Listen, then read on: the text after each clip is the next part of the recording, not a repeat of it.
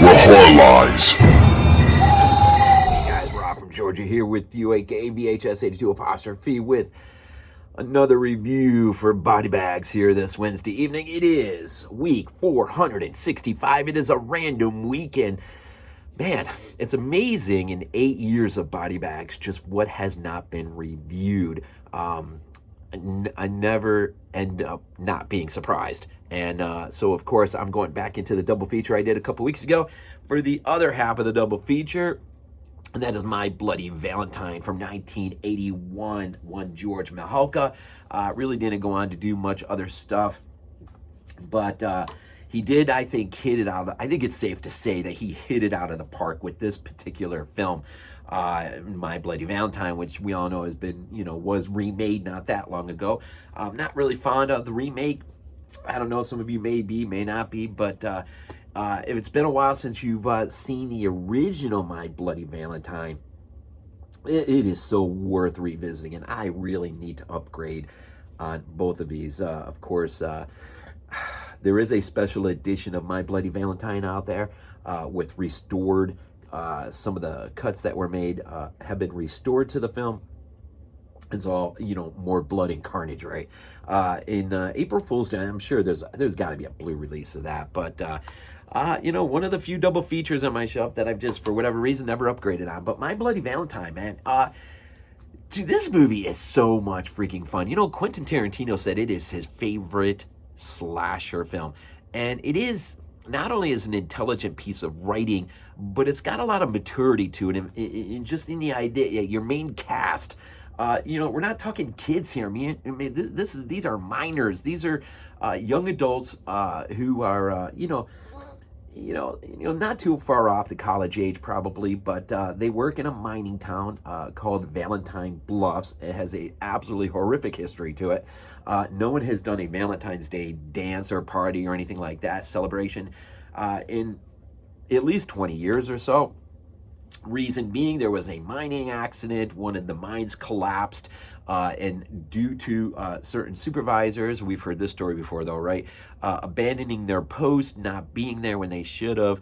Of course, we've got some miners that are killed, and one in particular, Harry Warden, goes absolutely berserk. He ultimately will be put into an insane asylum where I believe he escapes, comes back, does a little bit of carnage. And then I guess he's caught and sent back. This is all really, for the most part. Now, there is a little bit of an interesting, this is just spoiler, man. I'm not gonna worry about it. This is from 1981. If you've never seen it, man, and you want to see it before you hear my thoughts here a little bit, I'll just cut here and go, and come back, please, come back. But, okay, so there we go. I said spoilers.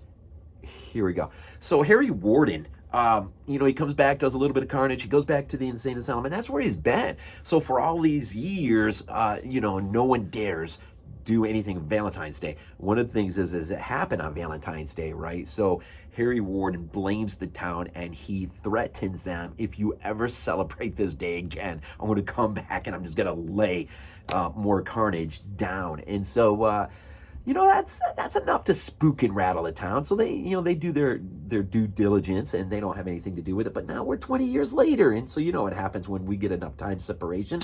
The kids, the young adults or whatever, they want to, celebrate Valentine's Day, and so probably begrudgingly, the mayor and the chief of police, they sort of reluctantly, okay, let's do it, just let them, it's enough time's gone by. And so they begin the process. Now, it's interesting. You have TJ and Axel are two of the main lead guys, right? But the whole cast is great. And we do spend a little bit of time with a number of them, so you're not really just getting an overdose of one or two, three people. You're getting a pretty good display of a lot of the cast and how they relate to one another and stuff. It's really kind of cool. And they're an older bunch, so these aren't kids, right? They're mine workers, and so and so that just heightens, or that just makes certain moments that are moments of where there is a real threat, and how that threat is dealt with received and faced. It's a little bit different when you're dealing with, younger kids who are making the same cliche mistakes over and over and over and over. Yes, I love movies like this, man. When you're just dealing with an older group, it allows you just to be a little bit more intelligent, I think, with the writing. And so TJ and Axel, they have a relationship that goes back, man. These guys have been best buds.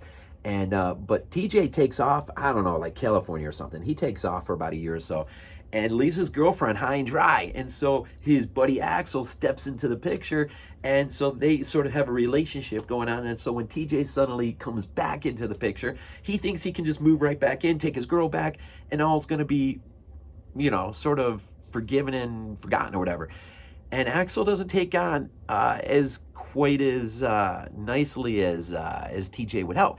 Now, we don't know this, but we'll find out later on that Axel has some serious mental baggage going on, because it was his dad who was one of the ones who was killed by Harry Warden.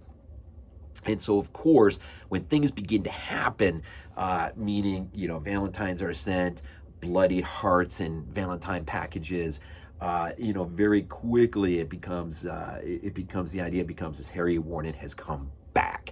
As far-fetched as that is of an idea, but there is another wrinkle going on here, and I thought, Axel will become really the main antagonist here throughout this film, but it's not really revealed until the very, very end. And there is a little bit of a deep red connection too, which is really interesting in terms of the flashback material that we get with him, and we sort of understand in a flash of a moment what is going on in his head. But what makes this movie really fascinating is there just seems to be a little bit of multi-layeredness going on here. Like, if TJ never comes back into the picture, even though they celebrate Valentine's Day, does Axel still go off his rocker?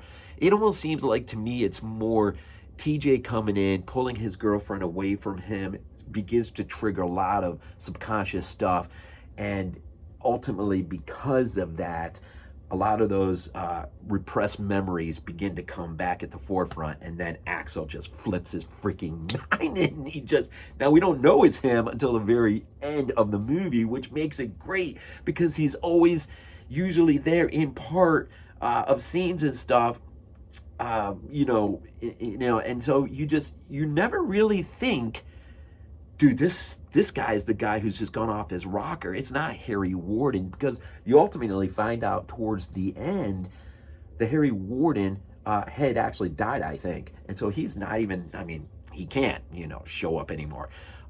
So there is, of course, so Axel is the one who's off his rocker. But it's like how they treat and handle his episode of violence. It just seems like there are multiple things that are working to unleash that hidden violence inside of him.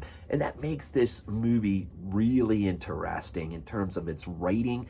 And of course, we're right in the middle of the first tidal wave of holiday-related titled films. Halloween and New Year's Evil. You can just go right through. There's so many holiday-themed movies. This one in particular, My Bloody Valentine, really deserves to be set off to the side as one of the real better attempts to construct a slasher that thinks pretty serious of itself in terms of setting itself off from the majority of the regular ones. And so the work of the cast. Everyone who had a hand in this, your composer did things like Prom Night and Curtains, even Baby Geniuses, which is kind of weird. The cinematographer had shot. He would go on to shoot Scanners 2, The New Order. So these guys are going off, and doing things. You got some really good creative hands in the pot working, out this film. Of course, it's a Canadian film filmed in Nova Scotia. And so the exterior shots and just where it really is cool, man. It really is cool. This movie has so much to offer in terms of just really enjoying what it has to offer. The Paramount Pictures, so you always got to love the old horror movies that have the Paramount logo, be it Friday or whatever. And so it's got a pretty legit cast, man. Just a good crew of filmmakers. And the end result is let's just the very end is fun, and it leaves itself out open for an interesting sequel, which, as far as I know, there was no sequel ever made to this. This was just a standalone until they remade it. And I can't even remember if I watched that whole thing or not. So it's hard for me to know or be able to say if they dipped into the original My Bloody Valentine, even though it's a remake. I'm not sure if they did or not. But so anyway, so for week 465, decided to revisit an old slasher that just continues to grow on me each time I do watch it, and I really do need to upgrade from this double feature and get that special edition, because I know there's got to be some good extras on there. It's, you know, yeah. So yeah, I don't know what else to say, man. Good stuff, man. My Bloody Valentine from 1981. Just a great slasher, man. It is random week. We got a theme week coming up soon. Yeah, we're just kind of rolling along towards the winter months, man. They're almost on top of us. Fall is nearly here. You go out and shop, and Halloween stuff's all over the place. And so we're almost here, man. And in Georgia, the temperatures are slowly starting to come down, but it's taking way too long, man. It is it's still too stinking hot, but today wasn't too bad. But anyways, thank you for the support and all that you guys do bring each and every day, each and every week to the channel in terms of just watching and commenting and liking and everything else. God, this wouldn't be possible if it wasn't for you. So as always, we end these things off with Go Bills.